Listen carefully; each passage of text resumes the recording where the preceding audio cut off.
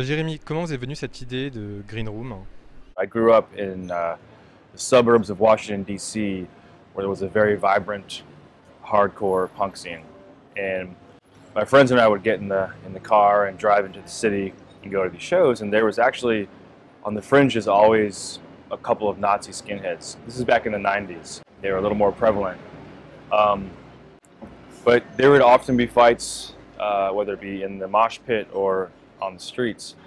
And you know, I was there. I was really attracted to the movement and the energy and the physicality of that whole scene. I loved the live music. C'était votre deuxième fois à Cannes, à la quinzaine des réalisateurs. Étiez-vous plus stressé ou relâché que la première fois? It started off, I was equally stressed because, like last time I was here, I'd never seen my movie until it premiered because the post-production deadline was so tight. We finished a DCP of Green Room the day before I flew here, and so I'd never watched the whole picture and sound together all the way through. This year it feels a lot more comfortable. I feel like I'm amongst friends and supporters, and I have very gracious hosts at the Cannes, and yeah, I'm enjoying the ride a little more. The first time was perfect, and just I was astonished and sort of devastated by how amazing it was. And here I was just really aiming to get back, so it's a bunch of relief that I made it here, because I would want to premiere nowhere else. Il y a toujours une part importante de violence dans vos films. Est-ce que le thriller est un genre qui vous passionne vraiment? As long as the story is visual, that's what really drives me in my filmmaking. And I find that genre filmmaking right now, in the thriller element, is just the most kinetic, the most ripe for visuals. Well, I am a huge fan of makeup and the art of cinematic violence. I think it's a little more responsible, actually, if you know, that's just me, if you treat violence with the graphic element and the emotional element, so the audience can really understand the impact of it. Quelles sont les autres références de films de siège à lesquelles vous avez pensé pour ce film?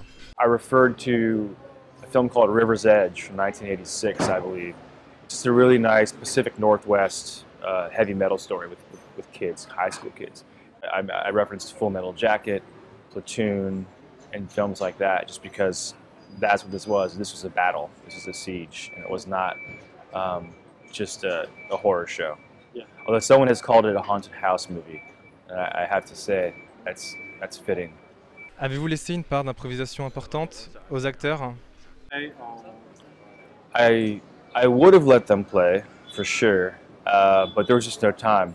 You know, the script it seems very loose, but it actually was very tight as far as the attention to detail, and it's so spatially locked into a certain order. So there really was very little improvisation. A couple of lines were changed just because in the room as you were rehearsing them, they didn't feel right, so we just kind of swapped them out. But there really wasn't any opportunity for us to. I mean, we barely had a chance to rehearse scenes before we shot them, because it was all about scheduling the cast, and they'd fly in and shoot the next day. So any improv I do is early on, and I try to incorporate into the script. But that didn't happen here. But.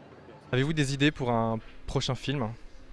I have lots of ideas, but I'm not quite sure what it'll be, because this finishing process has been so tight. I have not had time to really think things over. Offers are on the table, and I'm going to take a week after the festival and really try and figure out what my next move is.